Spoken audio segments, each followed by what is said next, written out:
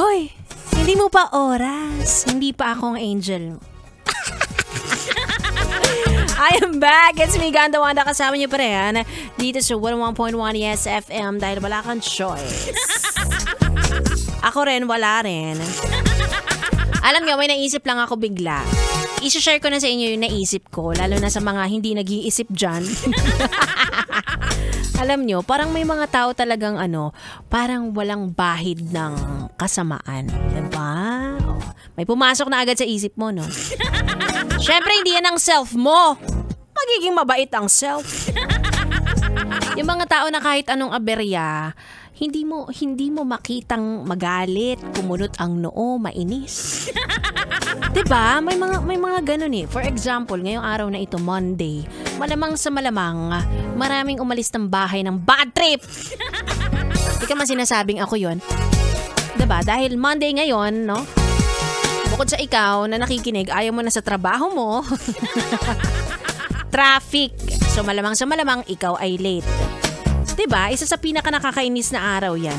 Isusubukin talaga ang pasensya mo. Pero wala.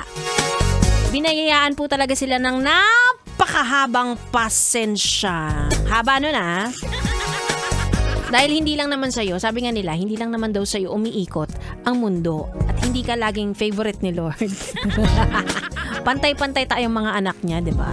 Alam nyo, ako isa sa mga requirements ko, makinig kayo mabuti.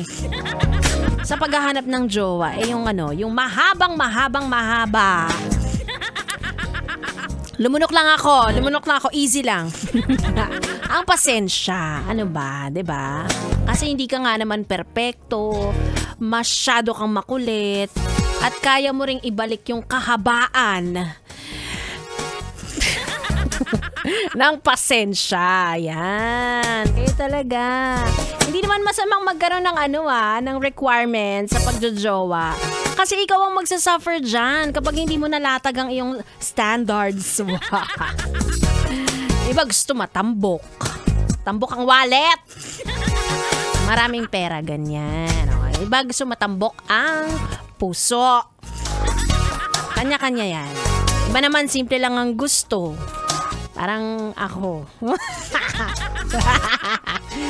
Simple lang ang gusto sa buhay, diba? Alam niyo, madali lang naman akong pakiligin, pero mas madali po kasi akong mainis. Totoo yan, no joke. Anyway, para hindi na ako mainis, sige na, samahan mo na ako hanggang alas 9 ng gabi. Again, it's me, Ganda Wanda, na maya-maya lamang ay live sa aming Facebook and TikTok page at Yes FM Manila. Kaya naman tuloy-tuloy ang ating tugtugan dito lang sa stasyon number 101.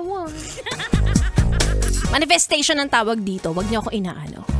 101.1. Yes. Ay, hindi ko pala nasabi yung kalokohan.